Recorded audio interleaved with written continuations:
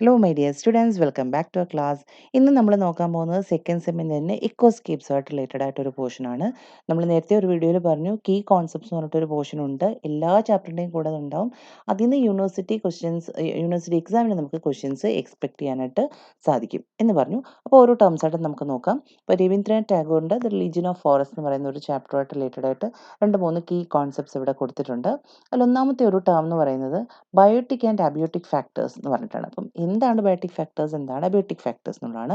Biotic factors include all living organisms എന്ന് അതിൽ തന്നെ പറയുന്നുണ്ട്, ടെക്സ്റ്റിൽ തന്നെ ഉണ്ട്. ലിവിങ് ഓർഗാനിസംസിനാണ്, ജീവനുള്ളതിനെയാണ് നമ്മൾ ബയോട്ടിക് ഫാക്ടേഴ്സ് എന്ന് പറയുന്നത്. അപ്പോൾ എവിടെയെങ്കിലുമൊക്കെ ബയോട്ടിക് ഫാക്ടേഴ്സ് എന്ന് പറയുന്നുണ്ടെങ്കിൽ ക്രിറ്റിസിസമായിട്ട് റിലേറ്റഡ് ആയിട്ടോ എൻവയോൺമെൻറ്റൽ സ്റ്റഡീസുമായിട്ട് റിലേറ്റഡ് ആയിട്ടോ ഒക്കെ സംസാരിക്കുമ്പോൾ ആരെങ്കിലുമൊക്കെ ബയോട്ടിക് എന്നുള്ള ടേം ഉപയോഗിക്കുമ്പോൾ നമുക്ക് മനസ്സിലാക്കാൻ പറ്റും ജീവനുള്ളതിനെയാണ് അവർ ഉദ്ദേശിച്ചത്, ലിവിങ് ഓർഗാനിസംസിനെയാണ്. അപ്പോൾ അതിൻ്റെ ഓപ്പോസിറ്റ് ആയിരിക്കും അബയോട്ടിക് ഫാക്ടേഴ്സ് എന്ന് പറയുന്നത്.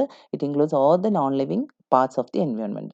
ജീവനില്ലാത്ത എൻവയോൺമെൻറ്റിൻ്റെ പാർട്സിനെയാണ് നമ്മൾ എന്ത് പറയുന്നത്, അബയോട്ടിക് ഫാക്ടേഴ്സ് എന്ന് പറയുന്നത്. അപ്പം ജീവനില്ലാത്ത എല്ലാം, അതിനകത്ത് ക്ലൈമാറ്റിക് ഫാക്ടേഴ്സ് ഉണ്ടായിരിക്കും, ടോപ്പോഗ്രഫി, ഒരുപാട് കാര്യങ്ങൾ അതിനകത്ത് വരുന്നുണ്ട്. ജീവനില്ലാത്ത എല്ലാ പാർട്ടിനെയും നമുക്ക് അബയോട്ടിക് ഫാക്ടേഴ്സ് എന്നുള്ളത് കൊണ്ട് ഉദ്ദേശിക്കാം എന്ന് പറഞ്ഞു. അടുത്ത ഒരു ടേം ഈ കോൺസെപ്റ്റ്സിൽ പറയുന്നത് ഇക്കോ ക്രിറ്റിസിസം എന്നുള്ളതാണ്. സിമ്പിളായിട്ടുള്ളൊരു ടേം അല്ല, ഒരുപാട് സ്ഥലത്ത് നിങ്ങൾ കേൾക്കുന്ന ഒരു ടേം ആയിരിക്കും ഇക്കോ ക്രിറ്റിസിസം എന്ന് പറയുന്നത്. എന്താണ് ഇക്കോ ക്രിറ്റിസിസം എന്ന് പറയുന്നത് എന്നുള്ളതാണ് ക്വസ്റ്റ്യൻ. ഇപ്പോൾ എൻവയോൺമെൻറ്റൽ സ്റ്റഡീസുമായിട്ടൊക്കെ റിലേറ്റഡ് ആയിട്ട് ഒരുപാട് സ്ഥലത്ത് കേൾക്കുന്ന ഒരു ടേമാണ് ഇക്കോ ക്രിറ്റിസിസം. ശരിക്കും അതൊരു സ്റ്റഡിയാണ്, ഒരു പഠന വിഭാഗമാണ് ഇക്കോ ക്രിറ്റിസിസം എന്ന് പറയുന്നത്. It is A study of literature and the environment. ഒരു ഇൻ്റർ ഡിസിപ്ലിനറി പോയിന്റ് ഓഫ് വ്യൂവിൽ ലിറ്ററേച്ചറും എൻവയോൺമെൻറ്റും, അല്ലെങ്കിൽ ലിറ്ററേച്ചറിൽ എൻവയോൺമെൻറ്റിനെ എങ്ങനെ പ്രസൻറ്റ് ചെയ്യുന്നു എന്നുള്ളൊരു സ്റ്റഡിയാണ് ഇക്കോ ക്രിറ്റിസിസം എന്ന് പറയുന്നത്.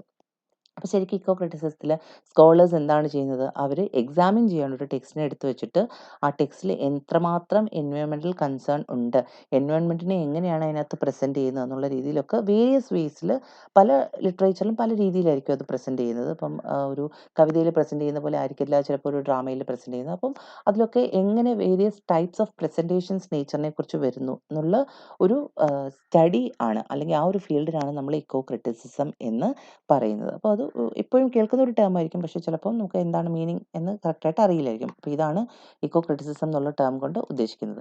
മൂന്നാമത്തെ ഒരു ടേം എന്ന് പറയുന്നത് എപ്പോഴും നമ്മൾ കേൾക്കുന്ന ഒരു ടേമാണ് ഇക്കോ സിസ്റ്റം.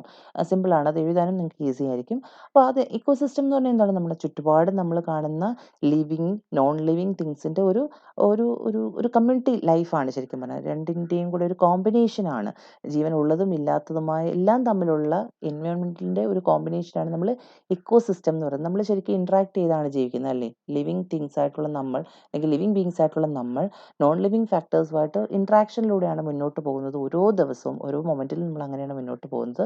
അപ്പോൾ അതിനകത്ത് ബയോട്ടിക് അബയോട്ടിക് ആയിട്ടുള്ള ഫാക്ടേഴ്സ് എല്ലാം വരും. അപ്പോൾ അതിൻ്റെ ഒരു കോമ്പിനേഷനാണ് ഈ ബോത്ത് ബയോട്ടിക് ആൻഡ് അബയോട്ടിക് ഫാക്ടേഴ്സിൻ്റെ ഒരു കോമ്പിനേഷനാണ് നമ്മൾ ശരിക്കും ഇക്കോ സിസ്റ്റം കൊണ്ട് ഉദ്ദേശിക്കുന്നത്. അപ്പോൾ ഈ 3 ടേംസാണ് ആ ചാപ്റ്ററായിട്ട് റിലേറ്റഡ് ആയിട്ടുള്ളത്. നമുക്ക് ബാക്കിയുള്ള ടേംസും ബാക്കിയുള്ള ചാപ്റ്റേഴ്സും ഒക്കെ വരുന്ന വീഡിയോസിൽ നോക്കാം. Thank you so much.